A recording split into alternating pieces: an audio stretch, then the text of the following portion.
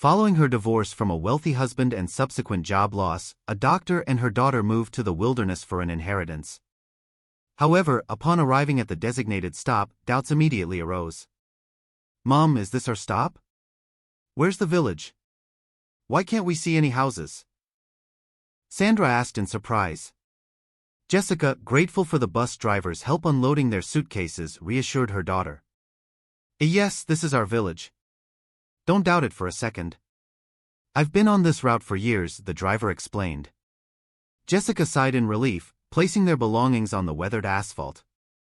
Traveling had proven more challenging than anticipated from her therapist's office. Normally, bulky luggage would be stored in the bus's compartments, but since they boarded without tickets, suitcases served as seats.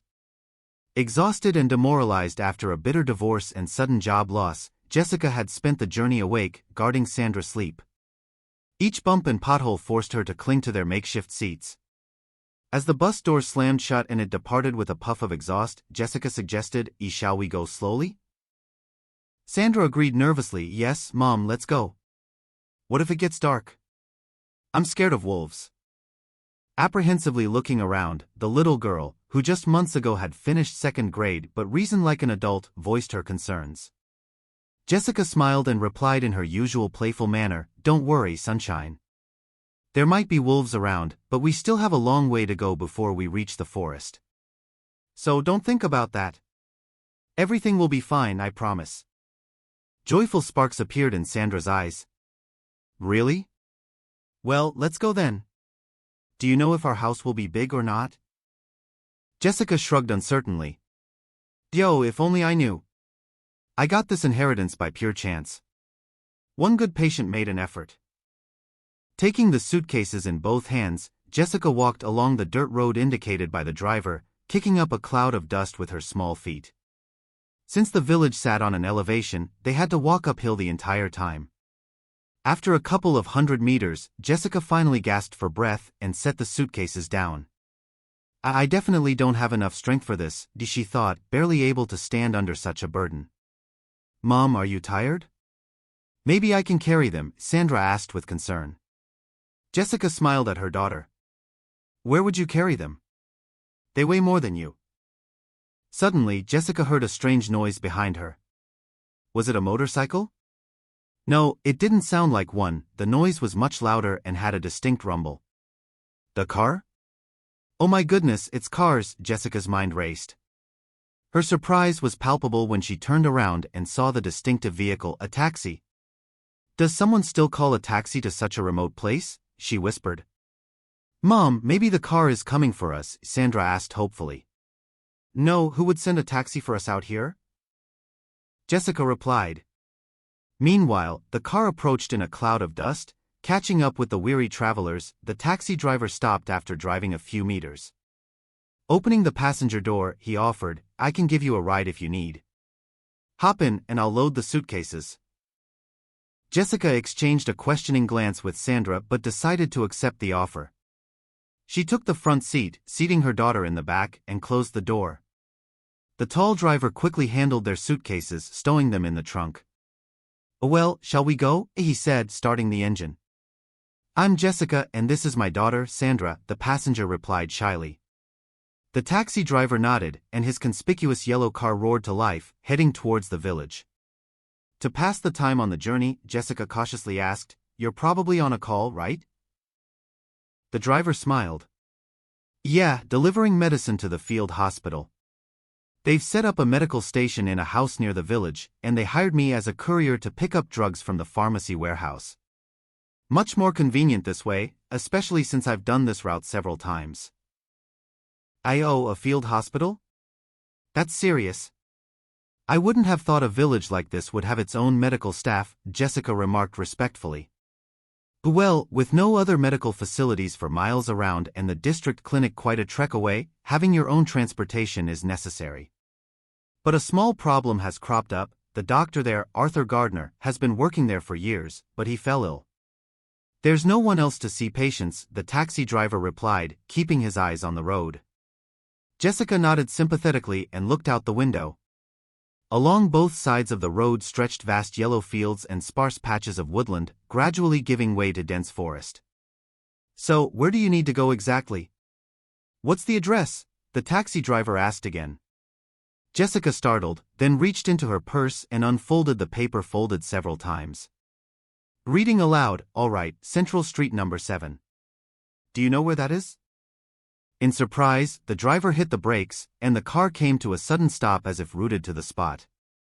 William, what's wrong with you? Is something the matter? She asked, concerned. The driver looked at her with surprise before saying, Are you sure you're not mistaken? Central Street, number 7, right? Yes, that's right. Why would I be mistaken? It's clearly written in black and white, she replied. The taxi driver shook his head. You've probably been given the wrong coordinates. You see, that address is where the field hospital is located, where I'm delivering medicine at Arthur's request. Jessica's breath caught in surprise. The field hospital? But there's supposed to be a house there. I inherited it from Vincent Warren. I have the documents to prove it. I can show you. William looked at the passenger with irony. Sure, I believe you. Why would I need to see those documents? I wouldn't understand them anyway. Jessica bit her lip in offense and turned away, looking out the window. How could this happen? She had hoped so much for this house, and now what? Go back, and all because of her ex-husband Robert, who kicked her and her daughter out of the house after their divorce to indulge in pleasures with his young mistress. Soon the village appeared. Jessica's desired house was on the outskirts, and she noticed it right away. As it turned out later, the taxi driver was right. The house she inherited was indeed where the field hospital was located.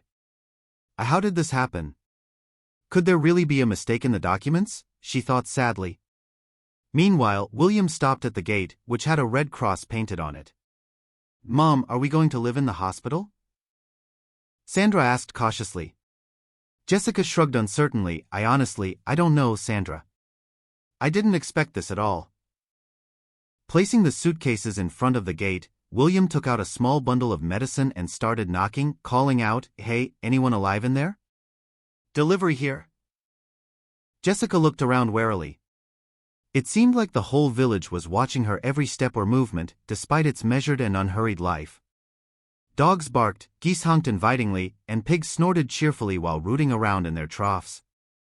Meanwhile, cows peacefully grazed in a distant pasture, soon to return home by dusk driven by the village shepherd's shouts. Soon, the creak of the front door being opened echoed from the house, and a minute later, the gate swung open. A displeased woman in her 30s, dressed in a typical white medical coat, cast a hostile glance at the guests. Addressing the taxi driver, she asked, Oh, hi William. And who are these people? Your acquaintances, I suppose? The driver coughed awkwardly. No, Mary. I was just passing by and Jessica and Sandra were walking along the road. I couldn't just leave them. Mary grimaced as if in pain. And what do they need here? And where's the promised medicine? The driver was about to speak up, but Jessica beat him to it. Guy came for my house. Well, not entirely mine, but that's beside the point. How not entirely yours? And anyway, are you sure you're not mistaken? Mary doubted. Well, no, everything's correct. I have the documents here. You can take a look. Notarized and certified, Jessica replied, slightly embarrassed by her own frankness. Documents, you say? Well, okay, come in. You'll need to show these papers to the chairman and Arthur, Mary replied more amiably, her behavior revealing traits of a junior medical staff member, likely a nurse or orderly. Well, now that you've sorted things out here, I'll be off, I suppose. Here, take the medicine. Everything's according to the list, the seal on the package is intact. William said farewell and headed back to his car. Evening was approaching and he still needed to park the car at their taxi stand. Bye, William. Come again. Don't forget, Mary chirped in farewell, sending the departing guest an enamored glance. No, it's like a Shakespearean drama unfolding here, she sneered at me like an angry cat. Must be jealous, perhaps, Jessica thought, barely suppressing a smile. Only when the taxi disappeared around the corner did Mary decide to usher the guests into the house.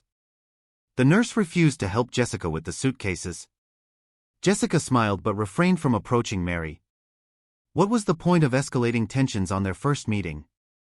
Who knew how their lives would intersect in the future? They might end up working alongside each other. In fact, this house is divided into two halves. It has two owners. One half is the medical station, where Arthur works, and the other is the living area. It was abandoned for a long time until the local chairman renovated it so the doctor would have a place to live. His own house burned down, and his son and daughter-in-law live at the other end of the country. He didn't want to bother them. Most likely, your inheritance refers to the half of the house designated for living, Mary explained as she ushered the guests inside. It's quite cozy here, even better than I expected, Jessica cautiously observed. Well, of course. What did you expect? They did quite the renovation here, thanks to the chairman and Arthur, Mary retorted. Jessica bit her lip in offense. Clearly, they weren't rolling out the red carpet for her here, but that was okay. The important thing was that Jessica finally got rid of the burdensome suitcases and could put them down in the hallway. Mary, who's there, dear? Did William bring the medicine, I assume? The weak voice of a man, trembling with weakness, was heard. No, Arthur, it's something else entirely. William has already left, and now some heirs have shown up, Mary replied with disdain towards the new owners. Jessica's breath caught in outrage. Why was this nurse allowing herself to speak to her in such a tone? Did Jessica and her daughter not deserve basic respect? Dares? That's serious business.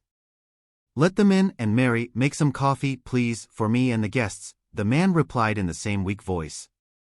Mary shot Jessica an angry glance, as if blaming her for Arthur falling ill and not being able to care for his guests himself. All right, I'll make it now, Mary grumbled through gritted teeth. Jessica smiled and walked into the room where Arthur was. To her surprise, she found an 80-year-old man with a face lined with wrinkles and kind gray eyes. Hello, dear guests. Please come in and tell me what brought you here, the elderly man broke the prolonged silence. Jessica felt uneasy, then took out the folder with Vincent W. from her bag. Here, take a look, as she said. I'm sorry for the suddenness, but if it weren't for the circumstances, I would have never come here so unexpectedly, like a bolt from the blue, without warning. Arthur smiled but didn't bother to examine the will. At 82, he had learned to read people and immediately understood that she was telling the truth. Besides, what was the point of lying to this kind woman with a little girl in tow who was also holding two huge suitcases? Don't worry, I won't turn you away. Please have a seat, Arthur said warmly. It's my fault that this happened. The house had been vacant for so long, about 10 years or even more. So, I decided to use it for my needs. This half of the house used to belong to Vincent Warren, my childhood friend. But then he moved to the city and didn't come back here for 10 years, so I sort of took over this house on my own. Although if Vincent were to return, I would give him back this house without any hesitation. What about the renovations? You've put in so much money and effort, Jessica asked skeptically. Arthur waved his hand dismissively. Those. Today they're here, tomorrow they're gone. Is that where happiness lies? The main thing is that we've set up a medical station here. Now, people from all around the area, and sometimes even from the city, come to us. It's just a shame about health. I could use a colleague to help out in case of emergencies. I'm barely managing on my own, Mary. She's only a nurse, and there's so much work, Arthur lamented. At that moment, a spark of joy lit up in Jessica's eyes. Well, I'm a general practitioner. Maybe I could be of use. Just 2 weeks ago, I was working in the therapy department of the city clinic. Arthur raised an eyebrow in surprise. In the therapy department, you say? That's perfect. We desperately need specialists like you. Maybe you'll come work with us. You could live here and work. I can't promise a big salary because our venture is purely voluntary, you understand. But I'll talk to the chairman, Richard Holland. He's a reasonable man. I think he could arrange a decent salary for you. Jessica shook her head, curious. Arrange? What do you mean? Do you work independently, separate from the local government? Arthur smiled warmly. Well, you could say that, but we're not exactly self-governing here. We work in what you might call challenging conditions. We provide assistance to the population due to the lack of necessary specialists. Not everyone can afford a trip to the city where even the buses don't run so frequently, and forget about the train. Sometimes, there's so much crowd there that a sick person wouldn't even fit in. So, we're here to help, and if necessary, we refer people to specialists in the city. My mom does that, Sandra interjected somewhat awkwardly. Yes, like your mom, Arthur replied seriously, as if speaking to an adult. Jessica smiled as she looked at the elderly doctor, catching herself on a very interesting thought. He's actually a good man. Others at his age tend to think only of themselves, but he took the initiative to organize a medical station in the village which, due to circumstances, lacks medical assistance. Seeing the frozen surprise in Jessica's eyes, Arthur said warmly, You, make yourselves at home, dearies. I have 2 spare rooms here. I'll stay in one until I find something better, and you and your little girl can have the other. You can even take 2, I won't mind. By my age, I've come to understand that chasing luxury isn't necessary. I'm used to making do with little, you could say I live in Spartan conditions. Tears welled up in Jessica's eyes. How much she had missed such words of support lately, especially from men from whom she had suffered quite a lot in her life. Mom, when are we going to eat? I'm hungry, Sandra broke the awkward pause again.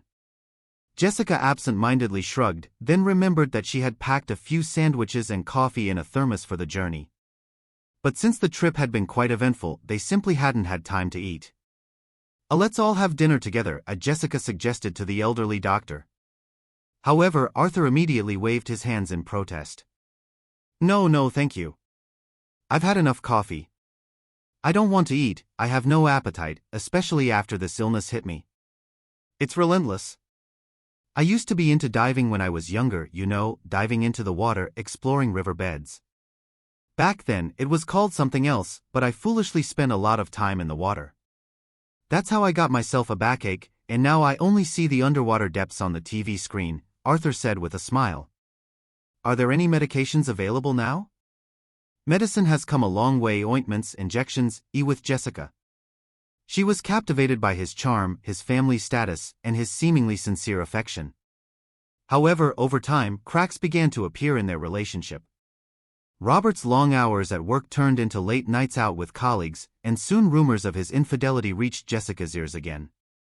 She confronted him, but he dismissed her concerns with casual indifference, gaslighting her into believing she was overreacting. The once bright future they had planned together crumbled under the weight of mistrust and betrayal. Jessica endured for the sake of their daughter, Sandra, but when the divorce finally came, it left her shattered and unemployed, her professional reputation tarnished by association with her ex-husband. Moving to the wilderness for an inheritance she barely understood was a desperate move, driven by necessity rather than choice. Lost in her thoughts, Jessica realized she had drifted into reminiscing about her past, a kaleidoscope of memories that now seemed more like a distant dream. She absent-mindedly sipped the fragrant coffee Mary had brought, each sip a bittersweet reminder of the life she had left behind. Meanwhile, Mary's aloofness didn't escape Jessica's notice. She understood the unspoken tension between them, recognizing Mary's defensive posture as that of a longtime resident feeling threatened by an outsider.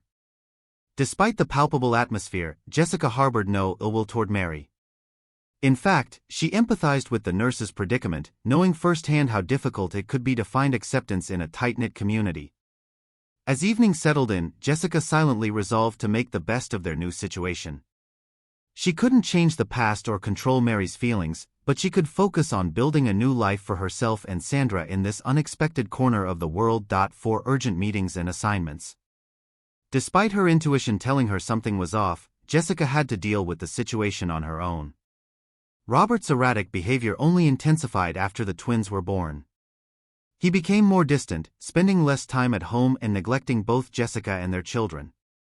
As Jessica navigated the challenges of motherhood and her own health issues, Robert's true nature became increasingly apparent. His ambitions and self-centeredness overshadowed any sense of responsibility towards his family. He continued to evade his duties as a husband and father, leaving Jessica to manage everything alone. The strain on their relationship reached its breaking point when Jessica discovered evidence of Robert's infidelity. Confronted with undeniable proof, Robert didn't deny his actions but instead justified them with excuses and accusations against Jessica. The marriage dissolved quickly after that, leaving Jessica emotionally scarred and financially vulnerable. With her professional reputation tainted by association and no family support to lean on, Jessica faced the daunting task of rebuilding her life from scratch. The inheritance in the wilderness was her unexpected lifeline, offering a chance for a fresh start away from the shadows of her past. Now, sitting in the unfamiliar surroundings of Arthur's makeshift medical station, Jessica reflected on the twists and turns that had brought her here. She had learned hard lessons about trust, resilience, and the importance of self-reliance. Despite the challenges ahead, she was determined to carve out a better future for herself and Sandra, free from the manipulations and betrayals of the past. Had to perform an emergency cesarean section to deliver both twins safely. The ordeal left Jessica physically and emotionally drained, but Robert's absence and callous response further shattered her already fragile state. She had hoped for support and reassurance during such a critical moment, but instead, she faced abandonment and indifference from the man who was supposed to be her partner. The subsequent days and weeks were a blur of hospital visits, caring for premature infants, and grappling with the harsh reality of single motherhood. Jessica's resilience was tested as she navigated sleepless nights, endless feedings, and the overwhelming responsibility of raising two newborns alone. Despite her exhaustion, she summoned every ounce of strength to provide for Sandra and the twins, determined to shield them from the pain and instability caused by Robert's betrayal. Over time, Jessica found solace in her work as a therapist, where she could channel her empathy and understanding to help others facing their own challenges. However, the scars of her past lingered, influencing her cautious approach to relationships and her fierce independence. Now, sitting in Arthur's home-turned medical station, Jessica reflected on how far she had come since those tumultuous days. The wilderness and the unexpected inheritance represented not just a geographical change, but a chance to redefine herself and create a stable, nurturing environment for Sandra and herself. As Arthur shared his hopes for her to join their medical efforts, Jessica felt a glimmer of hope amidst the uncertainty. The prospect of contributing to a community in need resonated deeply with her, offering a sense of purpose and belonging she had long yearned for. With determination in her heart and a newfound sense of possibility, Jessica embraced the opportunity to start anew in this remote village, leaving behind the painful chapters of her past and embracing the promise of a brighter future. The birth of Sandra had been a mix of relief and sorrow for Jessica. While the cesarean section had gone smoothly and the attending surgeon had done everything right, the loss of her second daughter cast a shadow over what should have been a moment of joy. Jessica never blamed her medical colleagues or anyone else for the tragedy. She understood the unpredictable nature of life and accepted it as a painful part of her journey. In the aftermath, Robert's attitude towards Jessica shifted inexplicably. He began to hold her responsible for their daughter's death, unfairly accusing her of delaying going to the hospital and disregarding medical advice. Jessica was stunned by his accusations, her disbelief evident in her pale complexion and changed expression. She rebutted his claims fiercely, reminding him of his role as the head of the therapeutic department, not obstetrics, and rejecting his unjust blame. Robert's behavior deteriorated further over the years. He became increasingly absent from home, disappearing for days under the guise of work while openly flaunting his affairs with younger women and nurses. His threats to Jessica about her job security added to her distress, but she remained resilient, focusing on raising Sandra alone amidst the turmoil. 8 long years passed in this tumultuous manner, each day feeling like an eternity to Jessica. The wounds of betrayal and loss ran deep, shaping her cautious approach to relationships and reinforcing her determination to provide a stable life for Sandra despite the challenges thrown her way. Now, seated in Arthur's home and contemplating the offer to join the medical efforts in the village, Jessica found herself at a crossroads once again, ready to leave behind the painful past and embrace the promise of a new beginning. Vincent's health declined rapidly, and Jessica, despite her professional detachment, felt a growing empathy for him. She listened to his stories about his life with genuine interest, finding solace in his wisdom and tales of a simpler time in his village. Vincent's presence in the clinic became a regular part of Jessica's routine, and she made sure he received the best care possible. During one of their conversations, Vincent mentioned his house in the remote village where his parents had once lived. He spoke fondly of it, describing the quaint surroundings and the memories it held. Jessica, in her caring nature, found herself drawn to the idea of visiting this village, perhaps out of a desire to escape the suffocating routine of her life with Robert and the challenges of single motherhood. As Vincent's condition worsened, Jessica's visits to his bedside became more frequent. She found herself confiding in him, sharing her own struggles and frustrations. Vincent listened attentively, offering gentle advice and understanding that touched Jessica deeply. In his company, she felt a sense of peace and clarity that had been absent in her life for a long time. One day, while sitting by Vincent's bedside, Jessica made a decision. She would take a leap of faith and visit the village he had spoken so fondly about. Perhaps there, amidst the simplicity and quietude, she could find the answers she sought and a path forward for herself and Sandra. Vincent's eyes lit up with approval when she shared her plan, and he encouraged her to follow her heart. In the weeks that followed, Jessica made arrangements. She took time off from work, arranged for Sandra to stay with a trusted friend, and prepared herself mentally for the journey ahead. It was a leap into the unknown, but deep down, she knew it was the right step for her and her daughter. As she packed her bags and prepared to leave, Jessica felt a mixture of nerves and excitement. The village held the promise of a new beginning, a chance to break free from the constraints of her past and forge a different future.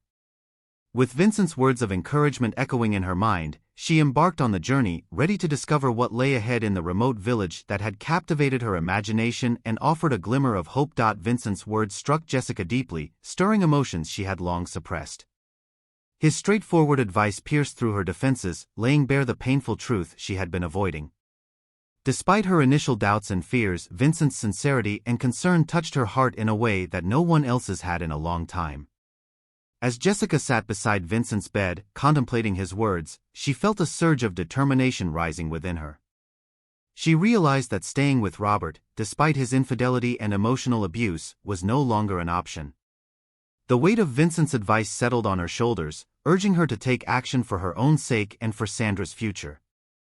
"You're right, Vincent," Jessica finally replied, her voice steady despite the storm of emotions inside her. "I can't keep living like this. Sandra and I deserve better." Vincent nodded approvingly, his eyes filled with a mixture of empathy and encouragement. "You're stronger than you think, Jessica," he said softly. "Trust yourself and take the first step. The rest will follow." That evening, after her shift ended, Jessica found herself driving home with a clarity she hadn't felt in years. She knew what she had to do. As she entered the house she shared with Robert, she saw him in the living room, absorbed in his phone. Without hesitation, she walked up to him and calmly stated, "We need to talk." Robert looked up, momentarily surprised by her serious tone. "What's wrong?" he asked, attempting to brush off her concern. "We're done, Robert," Jessica said firmly, her voice unwavering. "I can't do this anymore. I'm leaving." Robert's face contorted in disbelief and anger. "You can't just leave me," he retorted, his voice rising. "You're nothing without me. Where will you go?" "I'll figure it out," Jessica replied, her resolve strengthening with each word. "But I'm not staying here. Not anymore." With that, Jessica turned away from him, ignoring his protests and demands, and headed upstairs to pack her and Sandra's belongings. Despite the chaos and uncertainty that lay ahead, she felt a profound sense of relief knowing that she was finally taking control of her own life. Later that night, after carefully packing everything they needed, Jessica and Sandra left the house quietly. They drove away, leaving behind the life of emotional turmoil and uncertainty that had plagued them for so long. As they embarked on the road ahead, Jessica felt a mixture of apprehension and hope, knowing that they were finally free to create a new beginning, one where they could build a life filled with love, respect, and independence. Vincent's words echoed in her mind as she drove into the night, guiding her towards a future where she could reclaim her strength and rediscover her own worth. Jessica felt a chill run down her spine as Vincent's words sank in. The realization that Robert was not only betraying her emotionally but also plotting against her professionally filled her with a mix of anger and determination. She knew she couldn't afford to delay any longer. "Thank you, Vincent," Jessica said, her voice steady despite the turmoil inside her. "I'll take your advice. I'll resign first thing tomorrow morning." Vincent nodded approvingly, his expression filled with empathy and concern. Good, he replied softly. You're doing the right thing. Don't let him destroy you. Later that night, after Vincent had fallen asleep, Jessica sat alone in her thoughts. She knew she had to act swiftly to protect herself and Sandra. The next morning, she woke up early, her mind set on resigning from her job at the hospital. She gathered her courage, ready to face whatever consequences awaited her. As she arrived at the hospital, Jessica bypassed her usual route to the therapy department and headed straight for Robert's office. She found him already there, engrossed in paperwork. Without preamble, she walked in and closed the door behind her. We need to talk, Jessica said firmly, her voice tinged with resolve. Robert looked up, momentarily surprised by her directness. What's this about, Jessica? He asked, trying to maintain his usual air of authority. I'm resigning, Jessica replied, her tone unwavering. Effective immediately. Robert's face darkened with anger, but Jessica held her ground. You can't do this, he snapped. I won't allow it. I don't need your permission, Jessica retorted, her voice betraying none of the fear she felt inside. I've already made up my mind. Robert's eyes narrowed, his frustration palpable. You'll regret this, he threatened. I doubt that, Jessica replied coolly. I'm done, Robert. This is over. With that, Jessica turned on her heel and walked out of Robert's office, leaving him fuming behind her. She knew there would likely be repercussions, but she felt a sense of liberation knowing that she had taken control of her own destiny. Throughout the day, Jessica went through the formalities of submitting her resignation and clearing out her workspace. She kept a watchful eye, aware of any potential moves against her from Robert or his allies. True to Vincent's warning, she noticed whispers and suspicious glances from some of her colleagues, confirming that Robert's influence extended beyond their personal lives into their professional ones. By the end of the day, Jessica had tied up all loose ends and collected her personal belongings. She walked out of the hospital for the last time, feeling a mixture of relief and uncertainty about the future. But deep down, she knew she had made the right decision for herself and Sandra. Back at home, Jessica sat down with Sandra and shared the news.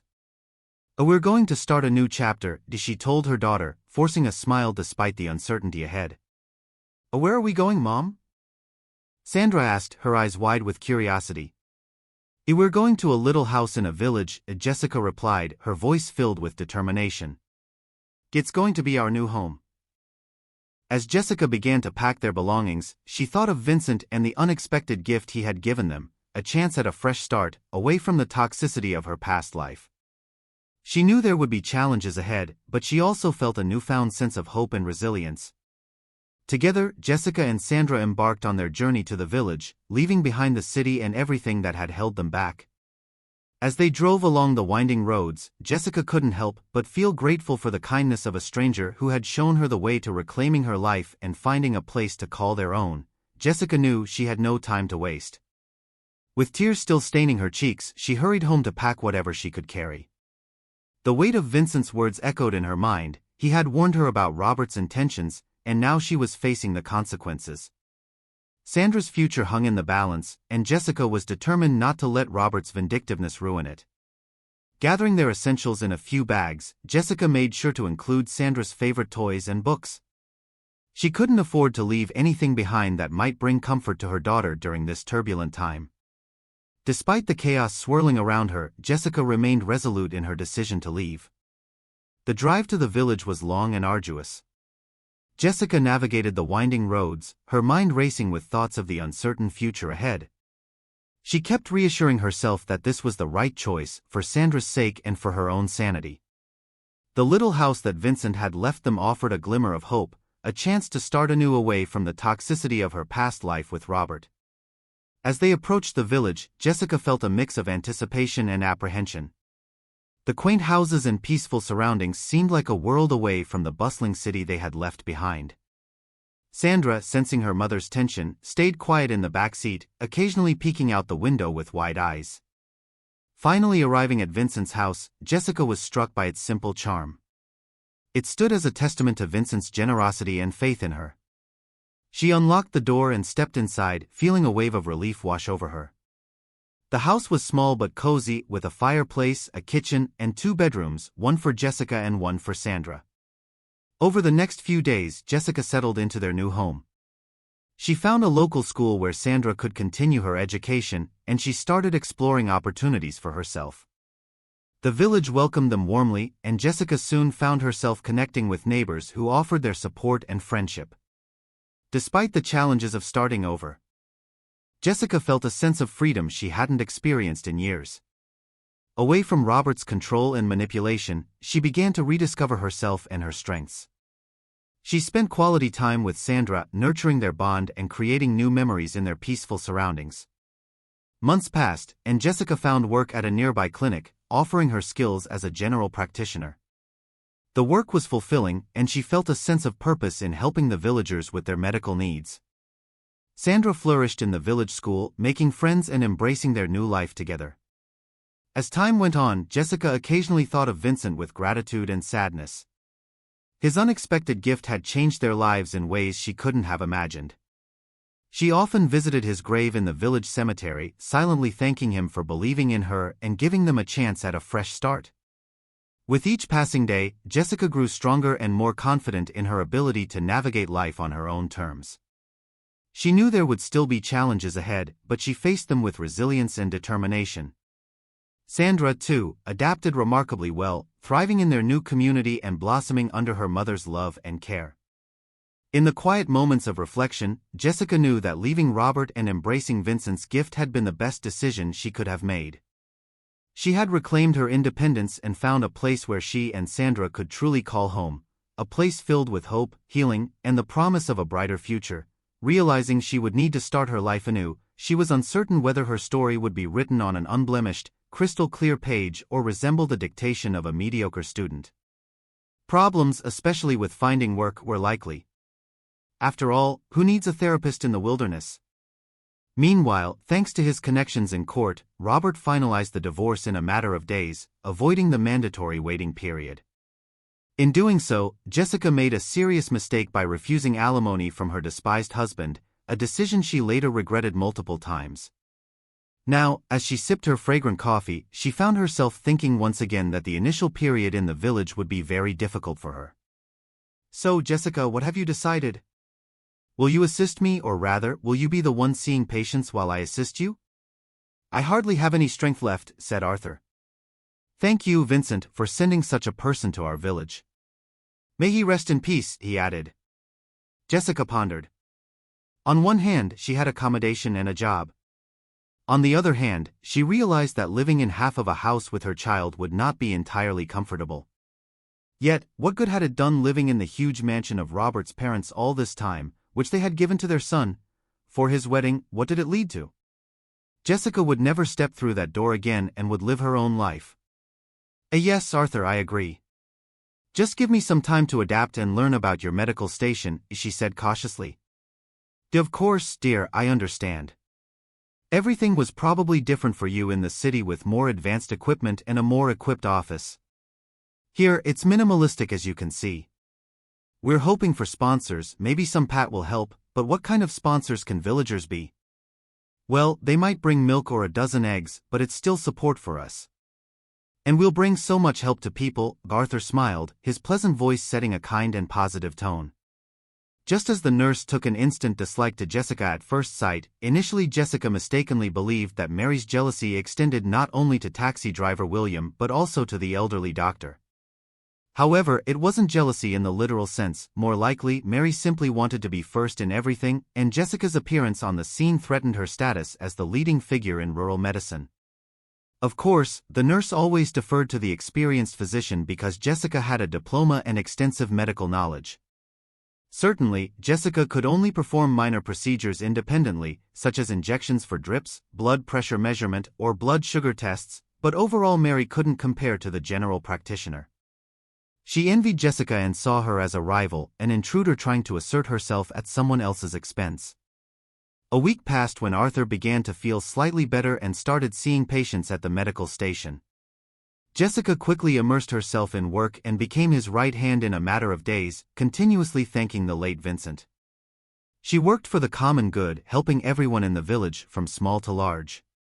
Sometimes, in moments of special emotional mood, Arthur recalled the old times when he and Vincent studied in the same class. Living nearby, they played football to exhaustion, went fishing, and swam in the river. Later, after the army, Vincent moved to the city while Arthur stayed in the village. It was said that there used to be a full-fledged district hospital here, but after the restructuring, funding ceased and the building was left empty. The hospital was disbanded and the equipment was taken to the district. I was very upset about that. How could this happen? The village will wither away. As a promising doctor, I was offered to move to the region, but I decided to stay here for a while. I worked as an ambulance paramedic, then saw patients at home. When I retired, I realized we definitely needed to open a medical station to help people, especially those who live in such a remote province and can't travel to the district clinic, Arthur reminisced. Jessica nodded. Yes, you're right. I agree. You've conceived a good deed, simply amazing. And indeed, it's not easy to get to the district center. Arthur smiled. Yes, the roads here are something else. You have to be careful. Both motorists and bus drivers have a tough time. Although William, he's a golden guy. He used to be from the orphanage. He and his older sister were orphans. You probably don't even know that William doesn't live alone. With whom?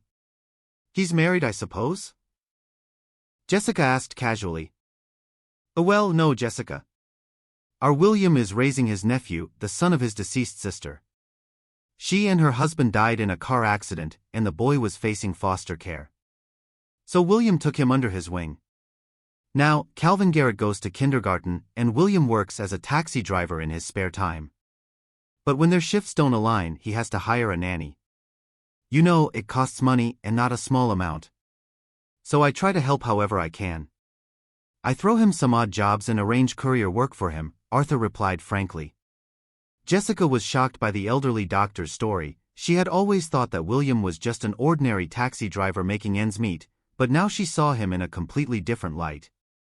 At some point, she involuntarily compared William to Robert, her ex-husband, and realized her fiancé was nowhere near as good as this young taxi driver.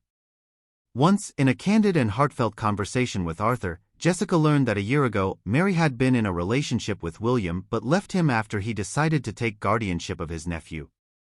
In a fit of anger, Mary told William that the perpetually crying baby was unpleasant to her. The young taxi driver reacted calmly, without causing scenes or scandals, simply gathered his things, and disappeared into the night with the baby carriage. Yet Mary and William had been seriously preparing for a wedding that was supposed to take place in just a couple of weeks. When the angry veil lifted from the eyes of the young nurse, she regretted what she had said and repeatedly begged William for forgiveness. But the guy never forgave her, understanding deep down that he could never trust such a two-faced and cynical person like Mary again. Since Jessica and William felt mutual attraction and sympathy from the moment they met, Mary didn't like it at all. She tried every trick in the book to sabotage their communication. However, no matter how hard she tried, Jessica was her boss, so Mary could only cause her minor troubles, trying to portray the new doctor in an unfavorable light. But William seemed oblivious to it all. He continued to interact with Jessica, who he liked more and more. Watching their conversation, Arthur smiled and silently thanked fate for sending him such a clever assistant. He didn't even suspect that the late Vincent had acted so deliberately to kill two birds with one stone. Firstly, to help the unfortunate mother get rid of the burden of her unfaithful husband, and secondly, to provide the beloved village with a highly qualified general practitioner. At first, Jessica was even upset with Vincent, who didn't tell her that the house was initially divided into two parts. But eventually, she realized the village was truly the best place on earth. On weekends, she walked by the river with Sandra and William, gathered mushrooms in the forest, and enjoyed nature. In those moments, Jessica immediately remembered how sad and lonely she felt when she spent weekends with her ex-husband Robert, who always seemed preoccupied. Mary, however, was irritated and secretly cried seeing Jessica and William spending time together. Once, the sly nurse even complained directly to Arthur, saying that Jessica spoke ill of him.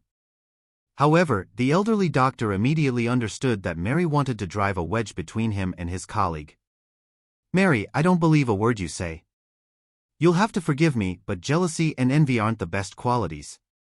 Accept it and let go of William. He's not yours anymore, Arthur stated firmly. Mary muttered under her breath and slammed the door unnoticed. 6 months passed, and Jessica and William became so close that they already considered themselves a couple. Despite Mary's machinations, their relationship grew stronger day by day, filling their hearts with love and mutual respect.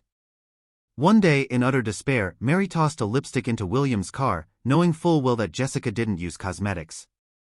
She hoped her rival would notice the foreign belonging and flare up. But Jessica just laughed and threw the lipstick in the trash, while Mary mourned over it for a long time, as elite cosmetics weren't cheap. A month after that, Jessica learned that Robert had become a suspect in a criminal case involving large bribes and fraud at the city clinic. As a result of a massive investigation, not only was the chief physician removed, but also almost all the heads of departments who were caught abusing their positions. Jessica found out about this from the newspapers she regularly subscribed to. She read them together with Sandra, thereby achieving a double result, keeping up with the latest news from the city and helping her daughter develop her reading skills. Sometime later, a new chief physician arrived in the village and offered Jessica the vacant position as head of a department. She looked at him with surprise and shook her head negatively. "No, I'm sorry, I'm not going anywhere. Everything suits me here," Jessica said firmly. At that moment, Arthur intervened in the conversation. Jessica, wait. Don't be hasty. Maybe you should go after all. It's such an opportunity to advance your career." But Jessica responded firmly and decisively, "No, I'm staying here." Meanwhile, Mary held her breath, imagining that Jessica might gather her things and leave for the city, leaving Arthur and William in her care. But Jessica decided to stay no matter what, and Mary realized her plans wouldn't come to fruition as Jessica had stubbornly refused the offer from the newcomer. Once, Jessica had the opportunity to prove herself in the city, but she didn't take it. Now, the young mother had found herself here in the province and didn't want to leave what had become dear to her heart. At that moment, something clicked in Mary's mind. Catching up with the clinic's chief physician already on the street, she quietly asked, "Joseph, maybe you'll take me as a nurse? I've been working here in the province for 4 years, and I want to go to the city to get accommodation and opportunities for career growth." Joseph Harris raised his eyebrow in surprise, then looked around for Arthur, who stood on the porch of the clinic. "A colleague, can I take Mary with me?" The elderly doctor nodded in agreement. "Of course you can. Mary is a worthy employee, diligent and very capable. Take her, you won't regret it." Since then, Jessica and Mary never met again. It was rumored that Mary's ambition made such an impression on the new chief physician that just 3 months later, he proposed to the provincial beauty. Ironically, at the same time, William and Jessica tied the knot, and they did it without pomp and circumstance, getting married in a small church located in a neighboring village. Residents from several nearby villages gathered to celebrate this remarkable event, each of whom wanted to congratulate their beloved doctor, who they had visited at least once, and the hospitable taxi driver. Watching the joyful faces of the newlyweds, Arthur smiled and thanked his childhood friend Vincent, who changed their lives for the better and gave them an invaluable specialist dedicated to his work with heart and soul. If you enjoyed the story, please support it with a like and a comment. All the best to you.